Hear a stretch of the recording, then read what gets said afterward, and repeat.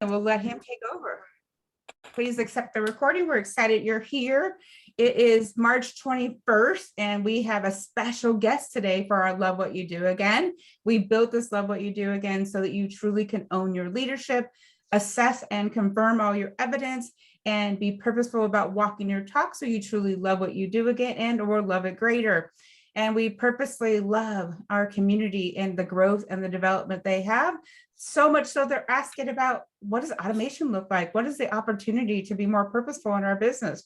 Well, ironically, we were asking the same question. And it so happens I met Corey many years ago, actually now. And, Corey happens to be connected to another coach I work with, Dr. Abelson. He's been a guest in one of our Q&As previously, quite a long time ago. And I have a certification in the emotional intelligence and the DISC behaviors, all that madness. And Corey happens to be connected with Dr. Abelson. We happened to be in a call, and all of a sudden I realized Corey has his own business. Oh, we could have a conversation. Oh my goodness. And so we did. Guess who represents our marketing now? Woohoo!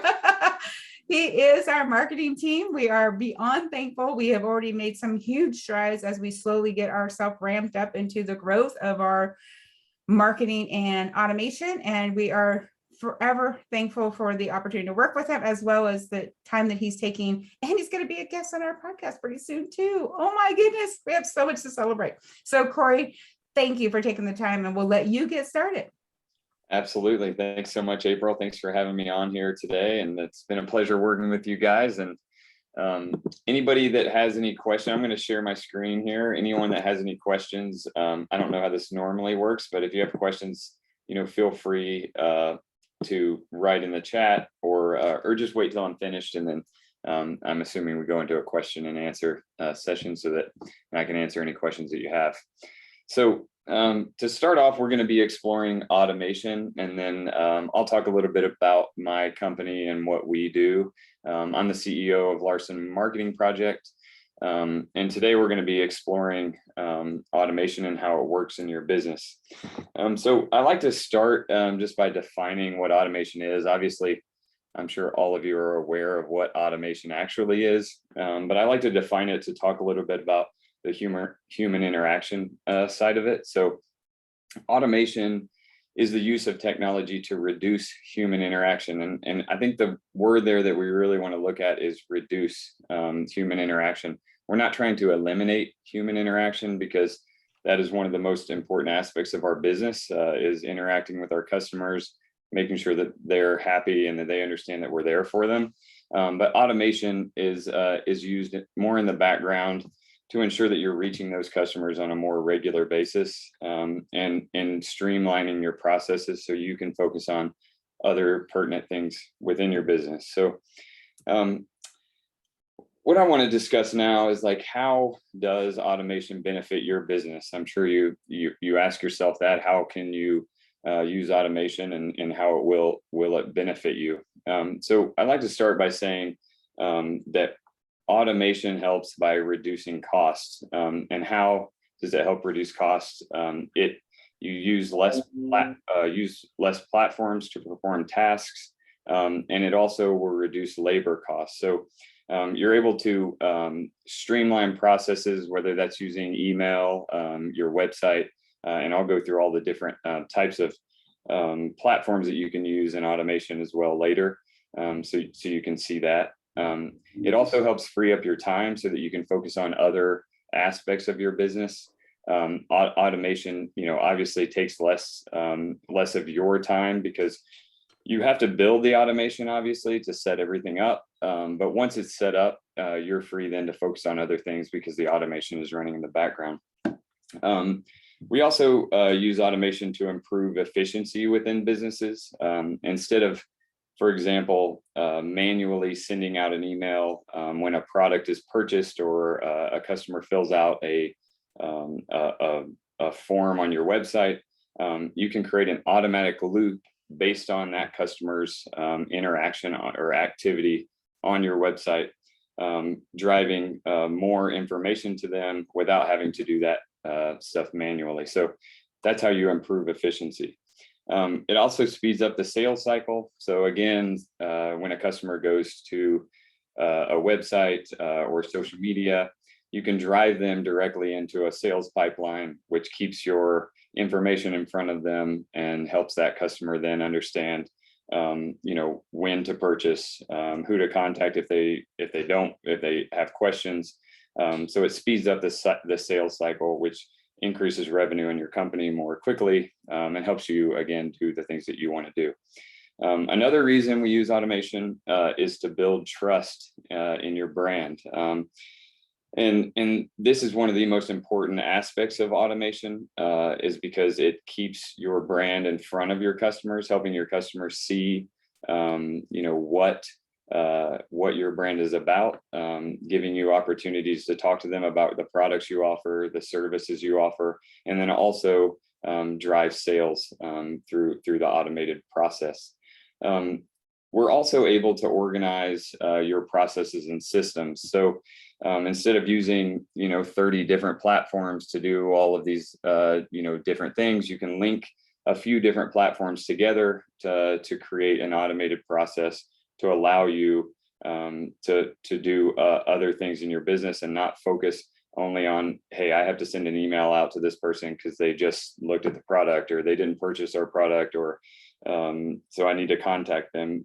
You can set up automation so that person is in a pipeline and you can touch that person on a regular basis. So it helps you reach customers more frequently and drives leads by better understanding your customers.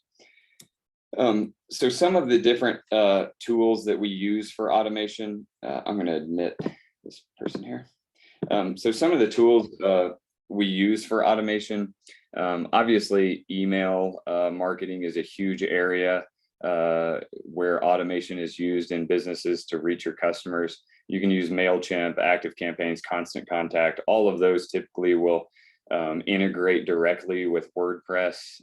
If you're using WordPress, Square, Wix, all of those integrate. Any of those website builders all integrate directly with all three of those major email marketing platforms. There are also others like Emma. Some of the integration there isn't as high level as MailChimp or Active Campaigns or Constant Contact, but you can use automation there as well. But the main point is you want to create a flow from your social media, from your website, through your email marketing campaign. And you can do that simply with a pop-up form on your website, using things like Linktree in your Instagram profile, which I'll explain a little bit more in a few minutes. We like to use Sprout Social and Hootsuite to help automate processes for social media posting. And social media posting can also be automated through your email marketing campaign. So, and I'm going to provide you guys an example. I know, there's so many different ways to use automation. So I'm going to provide you kind of a basic example of how this process works. So let's say I have a consulting business, like April does, and I sell coaching sessions online. So that obviously is considered a product. So how do I drive new leads to that coaching service with automation? So first, you want to automate collecting customer data through a newsletter sign up or a pop-up form on your website, and have that pop-up form then tag the customers into a specific pipeline into your email marketing application. And the reason this helps is it allows customers then to come to your website. You can get some information from that customer, and then the tag in your email marketing platform will put them in a specific pipeline that you've created to drive them into the sales process that you want them to go through. So, for example, if I go in to purchase a product and I leave the product in the cart and I didn't purchase it, you can create an automated process that then reminds the customer to purchase that product. And I'm sure all of you have seen this through Amazon or any other, areas that you've purchased. Well, that's an automated process that they've set up to get you to, obviously purchase the product. Well, the good thing about automation is that you don't only have to focus on selling them the product. So for example, if I go in, I'm the customer, I receive an email saying you left something in the cart. I don't do anything. So if I don't click on anything in that, you can then send them down a different pipeline because I didn't click. If I did click on it and go back into the website, you can have a separate pipeline. So it's all based on what the customer is doing. And that's what's the most important part about automation is not only automating process to save you time, but also automating processes to help the customer achieve whatever their goal was when they entered your website in the first place. So we like to use, the next step there is we like to use a website called Linktree. So for example, on Instagram, you can only put one link on your Instagram, whether most people use their website on Instagram. We like to use Linktree because you can have multiple sites, whether you're using coupons, whether you're sending them to your website, whether you're sending them to a specific product, and you can change those things, real time. So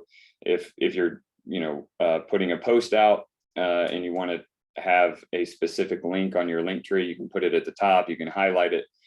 So it gives you just more options on social media that will then drive people to your website and then drive them into your email pipeline. So then you want to create an email pipeline. And now this will take you some time to sit down and really think about the journey, think about the customer journey, building this email pipeline.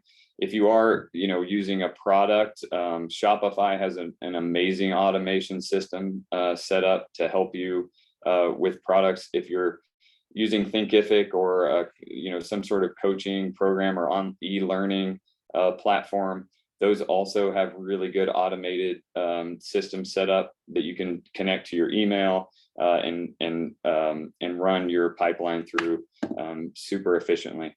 So you create an email pipeline that sends customers important information automatically about your coaching sessions and links to purchase or whatever information you want them to see. And then the last thing is within that email pipeline, you can create posts that coincide with each email to direct this the same attention to your social media following. So if I have I've created a pipeline, I can also, with those emails, create posts that tie directly to that email. So I'm not having to think, oh my gosh, this email went out today, it's automated, but I also then have to go in and do a post. You can set that up so it's all automated together. So a customer sees, the product, maybe they didn't purchase it, maybe they did purchase it, regardless, whichever route they go on based on what their activity is.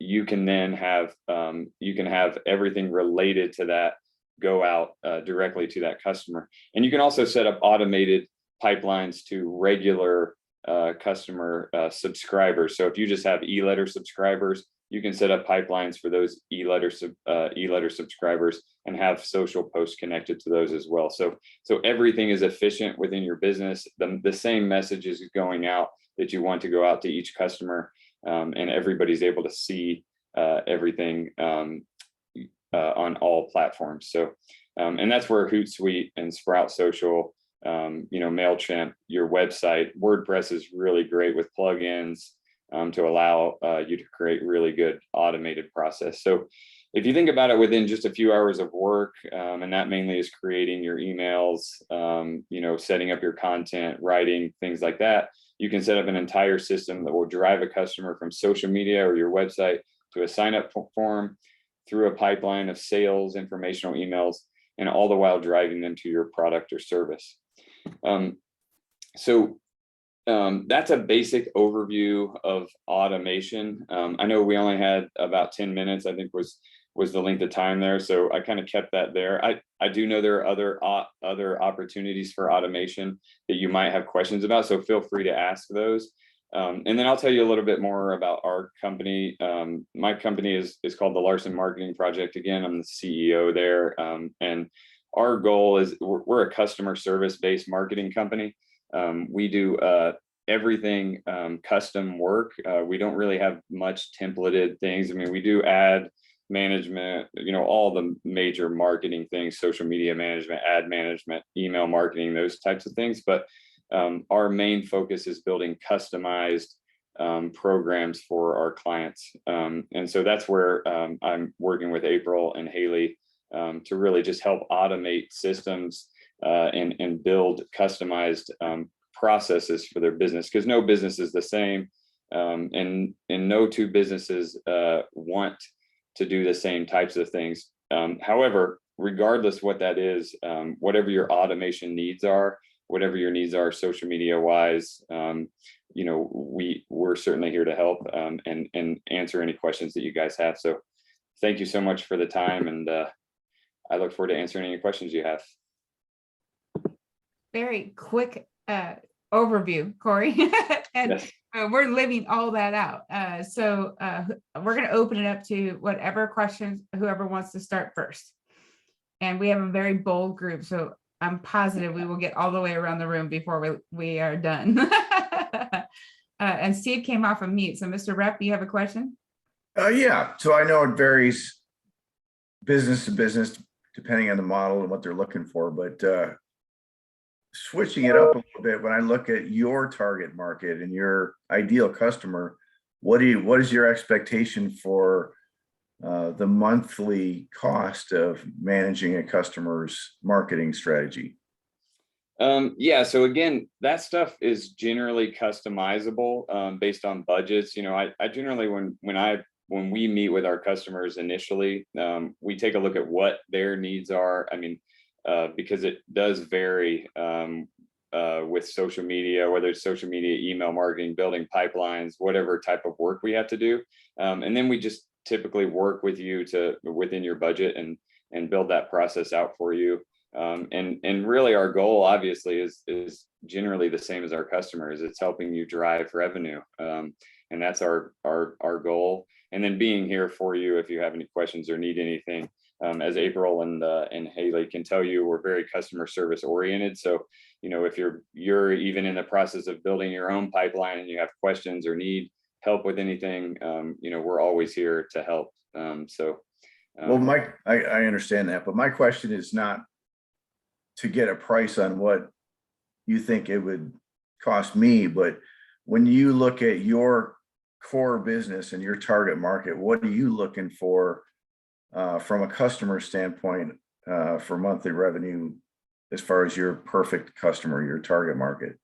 Oh yeah, so we typically, as far as our company, we're looking for smaller to mid-sized businesses. I mean, we really work with any business, to be honest. We work with very small businesses to super, 1 to 3 people to large companies that have 100, 200 employees. So our target market is kind of everywhere in that aspect, but we're happy to work with anyone. Yeah, we have no issues there. I'm just trying to get a guess. Am I talking for your target market, your customer that you're trying to guess? I mean, does it typically cost that customer $1,200 a month or $12 a month? Yeah. So you're probably looking at more $1,000 a month, to start. And again, it really just depends on what you're doing. I mean, I do have some customers that are a little bit less, but most customers are between $1,000 to $2,500 a month. And it just depends on what you're doing. I mean, we do so many different things that everything is so custom, and that's why we don't really have templated things, because, even if somebody's like, I want you to run my social media, well, that's great. We can do that, but we don't give a strict cost, because how many times do you want me to post? Do you want me to create content? Do you want me to write copy? So those are all things we negotiate and discuss with customers. But yeah, it's generally in that range of, maybe $750, depending on what you're doing, to, $2,500 in that range. So. Perfect. I appreciate that. It helps me when I think about driving customers, where to send them based on what you're looking to provide and what you're looking to ask the customer for. Yeah, for sure. No, I appreciate that. That's great. One, Steve, ironically, I was just sending a message. Sam, who is in our community right now, also does SEO and extra work in the California area and serves attorneys, go figure. So this is why when you talk about that target market, Corey, one of the things I picked up from you in your target market, and when you get a chance to get to know Corey, he's got his own story, and if you're comfortable to share that, that'd be great. Yet Corey is deeply committed to the person, to the company growing. And if you've been to his website yet, you know Paula Dean and Tapatio are one of his clients. Never mind Dr. Abelson and ourselves, you know, if we can so claim that territory. But anyways, Yeah, lump us in over there. Absolutely. So with that, I mean, he did the gift of who we enjoy partnering with are people that are truly committed to living and leading unlayered and owning their presence. And Corey is an amazing individual with that. So I just want to add that. And everyone in our community, that's a big thing we want to partner with. So Corey, anything you want to share on that before we open up the next question? Yeah, I appreciate that. Yeah, you know, I have done a lot of different things. You know, from the beginning, I personally started. I finished my master's degree and then opened a hair salon in San Antonio, and we were the official salon of the San Antonio Spurs. You know, which was super fun. We had a cleaning company in San Antonio, cleaning like large dealerships, car dealerships all over the city. And then we sold those. We opened a chain of restaurants up north in Indiana, and then, you know, kind of came back here. And that's when I started, after we sold those, I started the Larson Marketing Project. So I've done a lot of different things. And the great thing about the company is I've worked with so many different businesses and learned so much from the beginning. I mean, we've done this for, you know, around almost 10 years now, 9 years. And you learn so much. I mean, I started out initially in the restaurant industry because I had come from that. And then, you know, I kind of built the business up from there, meeting so many new people. And, you know, being in the Austin area, everybody's, you know, loves working with each other. And it's just, there's not a lot of, I mean, there's competition, but, you know, everybody's willing to help each other and network. And it's just such a great environment. And so that really taught me, you know, and I was always customer service based. It was always very important to me to be a customer service oriented marketing company. And that's really what we've built our business on, is just being there for our customer, being an extension of them. So instead of you having to hire a marketing person on your staff for, you know, $5,000 a month, you know, you can, for a fraction of that, you can have somebody doing probably a more efficient job, because we do this with so many different people, and helping you focus on the things you need to, and then also keeping money in your pocket. So, you know, that's why I did it. You know, the restaurant industry is a super low margin industry, and I always was doing everything on my own. And I always wished, you know, there was someone there that could just be there and help me, but, you know, there really wasn't. So that's really why I created the Larson Marketing Project. So, yeah, I hope that helps bring some insight. Always. And all right, who's next? How many folks do you have on your team? Is it just you, or?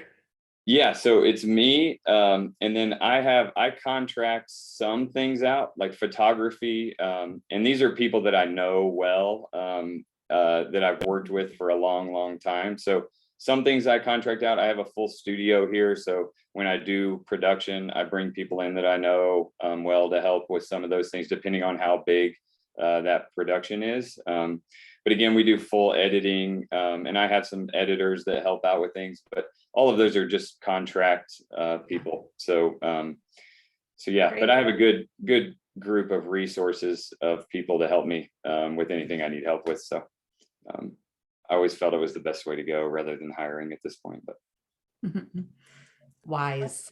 Yeah. Yeah. All right, Richard, I know you're next.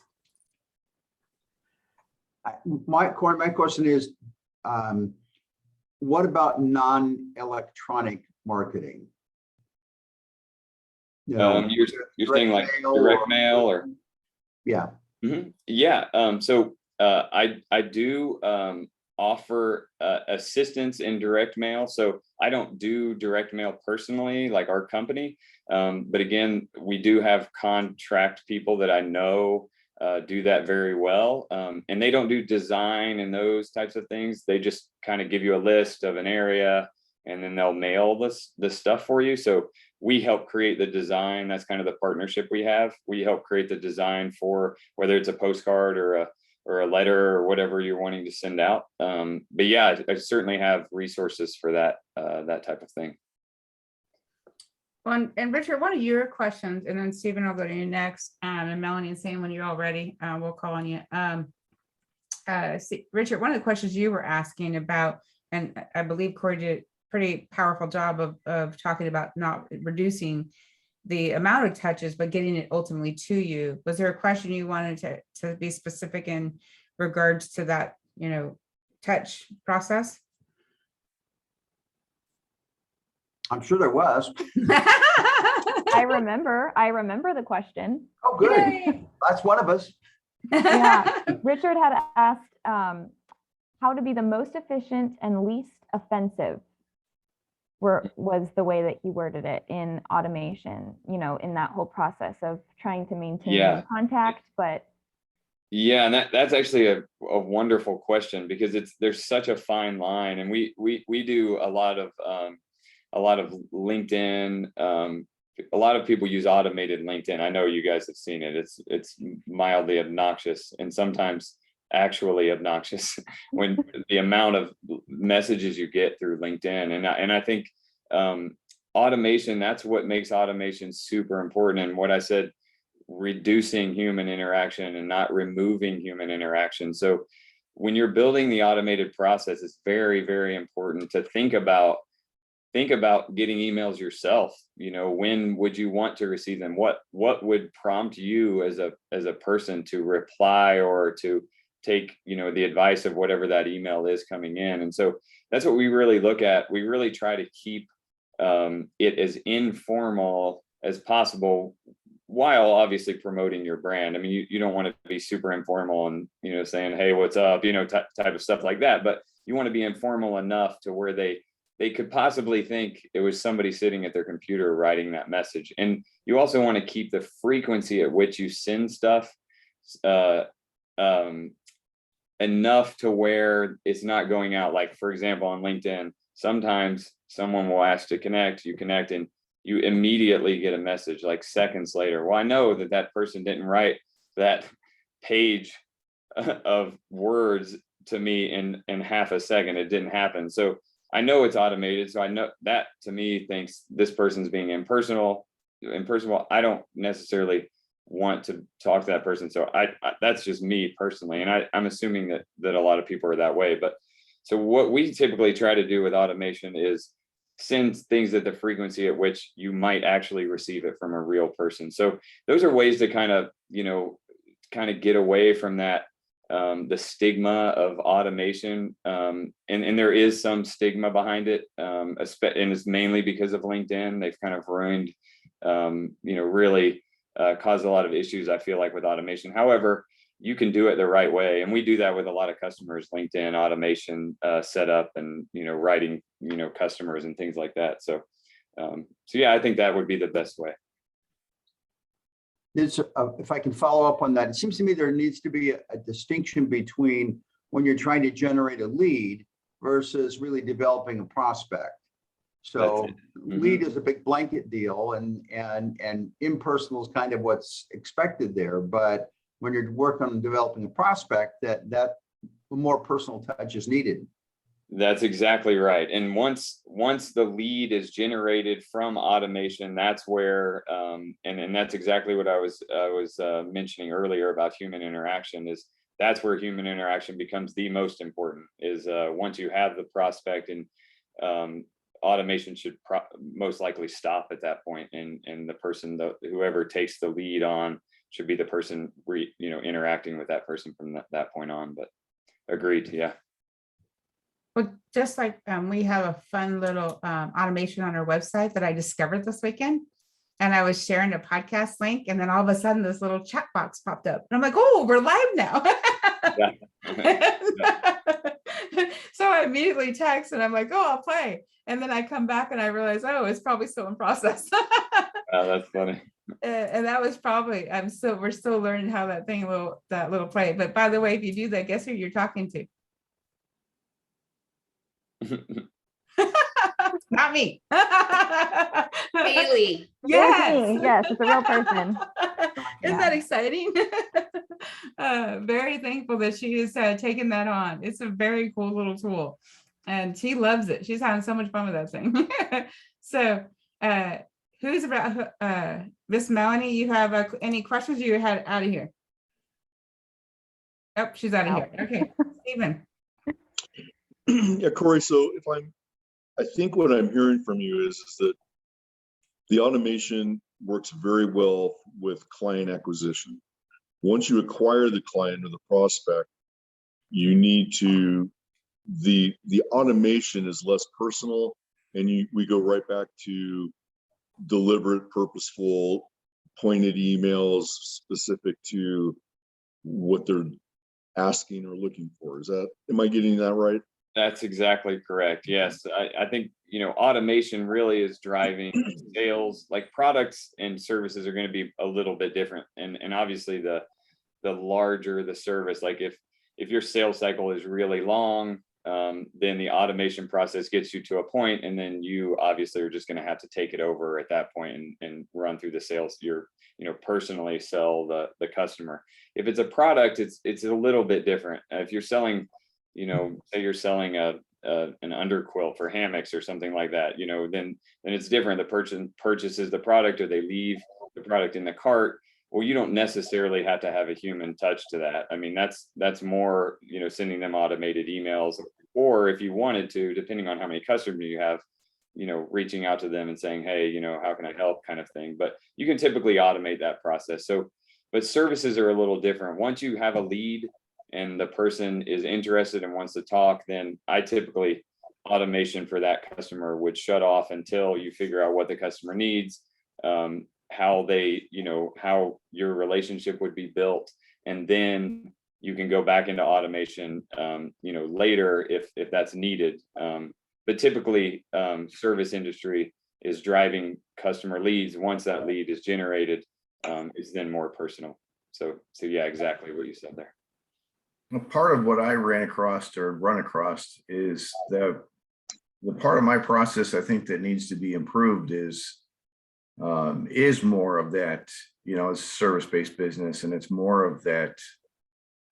Most of my referrals are generated by just that, customer referrals, success stories, things like that. So where the process falls apart for me is the follow-up on that. So automation, it's QuickBooks driven as far as my process is done, but my big problem is the next step. So, the ability to close an invoice and then have it set up a process driven system that would say, generate a message to me in some format.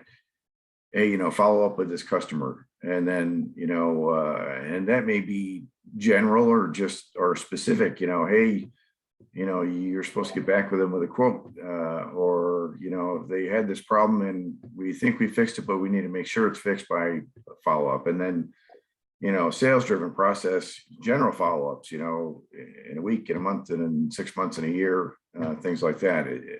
Yeah, more internal.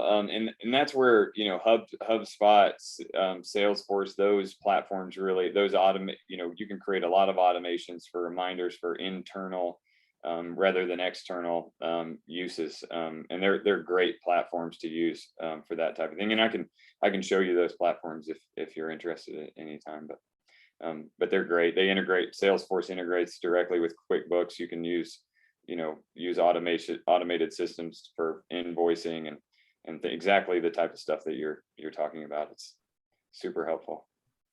I appreciate it. Well, and Steve, there's a couple different avenues there. And then Stephen, and I just texted Sam, if you're able to hear any questions you have. Stephen DeSena is talking when he mentioned about and Richard mentioned about the generate the lead to develop the prospect. Corey, you shared, you can have automations all the way through. And there can be automations from the generating to the developing to the you close, and you can create automations to verify how you stay in touch, there's a multitude of ways to do that. Yeah, there are. And I think that's always important, even after the customer, once you have a customer, creating automated systems to make sure that customer is staying informed with what's going on in your company or anything that you think might, drive new revenue or things like that. So that's where automation comes in after the sale has been made, there are automated, newsletters and things like that that are super important to keep the customer engaged. And we use those all the time. And a multitude of ways to do that, right? 100%, yes. Right. And Richard or Stephen or anyone, Becky, you came off mute. Is there another question? No. Just making sure. It's open time. And Haley, any questions that come up for you, for the group? No questions, just, like we were talking about kind of pausing the automations, once you get to a certain point with the prospect or whoever it is. But I think that's the point that you should get more specific with, with the next automations, whatever you choose, because now you know what they want, why they're there, what information they need. And so that's a great chance for you as the person who's offering the service or the product to say, okay, here's everything that you should know when you're working with me. Or here are some objections that I come up with. Maybe, yeah, but it's a great chance for you to be like very specific and intentional about making your process unique. Yeah. And then That's super important. Yeah, that's exactly right, Haley. I like it. Go ahead, Stephen. So what this is really new stuff to me. I mean, automation, my automation is when I hit the space bar, it spaces automatically. So if I'm hearing you say, there are different times in the process from acquisition to termination that you can turn on, well, that you should be have automation on, and then times where you want it off, where the client needs more direct, and I am understanding this. What's very interesting for me is post sale. So I'm a realtor, I'm selling houses. I got all this guy's information, including social security numbers. Yet for the life of me, and this is going to come back from April, it's hard to keep up with them. Why am I not in contact with these people a year later? Especially when in California, it's about 9 or 10 years now, but every 10 years, someone's selling or buying a house, or that person will buy or sell another house, or maybe one more in between. So it's like, so what I'm hearing is after that acquisition, or after the acquisition of the client, you take them through the steps through automation, you build that rapport and relationship as you turn off the automation and get more purposeful in what you're doing. Once you've completed the sale, you turn them right back on an automation, which is like having a series of different plans. It's like the post-sale plan, click, and it's on, which doesn't negate your ability to stay in contact personally with them with intentional things in between. Am I hearing all this right? That is exactly the way you should be doing it. And I think exactly what you said about giving the customer information. And this goes back to what I was talking about with branding. Automation is not just to sell to the customer. It's also branding your name, your personality, your brand, whatever that is. If it's a company, if it's you, whatever it is, it's branding that and keeping. So the next time that I think about a realtor, I should be thinking about you if you sold the house or if I purchased it. So that's exactly what that automation system after the sale is. And what you said there about, explaining to them what do I do post sale? How do I prepare for, whatever, if something goes wrong in my house, whatever those things are that you're going to send them, you create that automated process so that when the post sale is done, you you put a tag on their name in MailChimp or wherever, Active Campaigns, whatever you're using. And now that automation starts. And like you said, it doesn't stop you from contacting them or them contacting you, but it keeps them on your website. It keeps your face in their eyes. And then, they're able to, kind of when they think of a realtor or they think of a company, they're thinking of you. So that's the most important thing.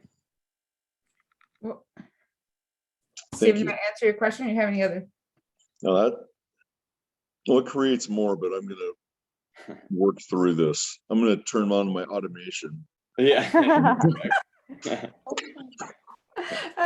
And Sam said he would text me, said he's got a couple, I'm not sure if he's able to, are you able to communicate, Sam?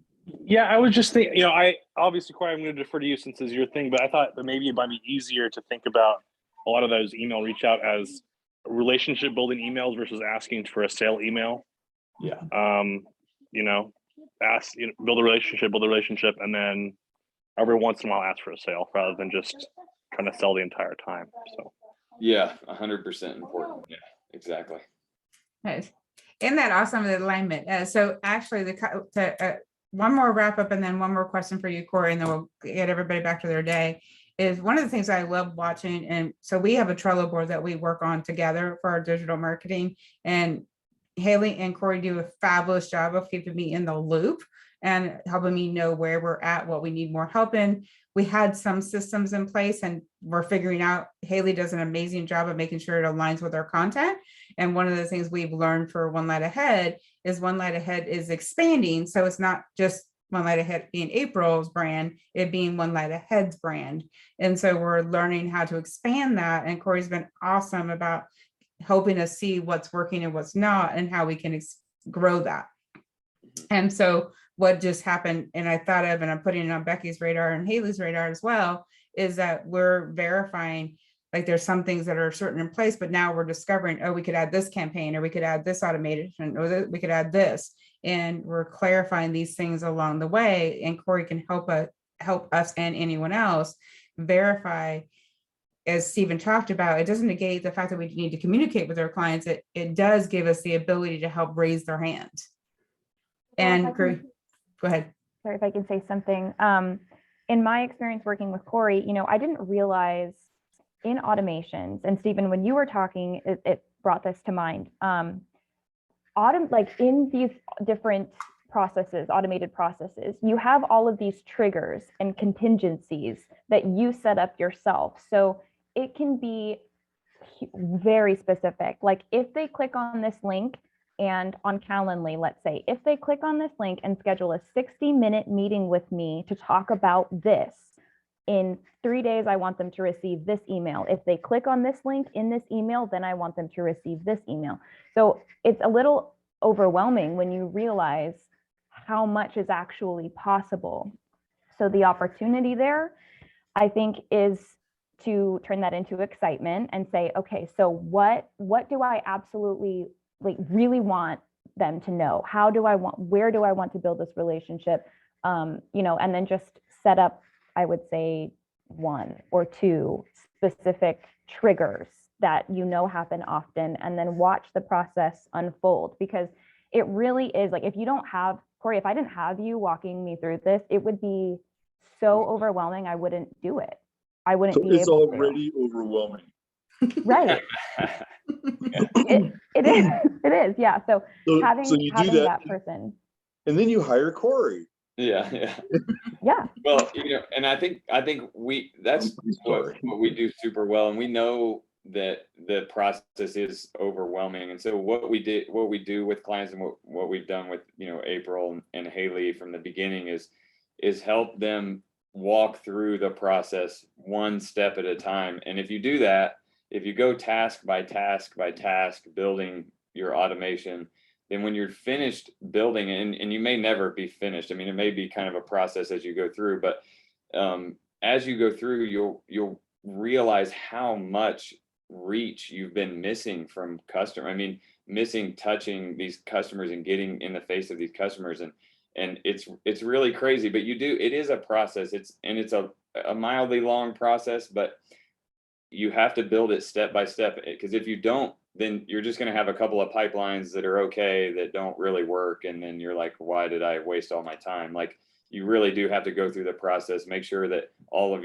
everything's integrated, make sure you understand really what the message is that you're sending the client. So that's really how we work. And like April said, using Trello has been really great. It's like a Slack or a Basecamp, a task oriented thing where we build tasks, we finish them, then we move on to other tasks, and it's been really really successful and really helpful to all of my clients, for sure.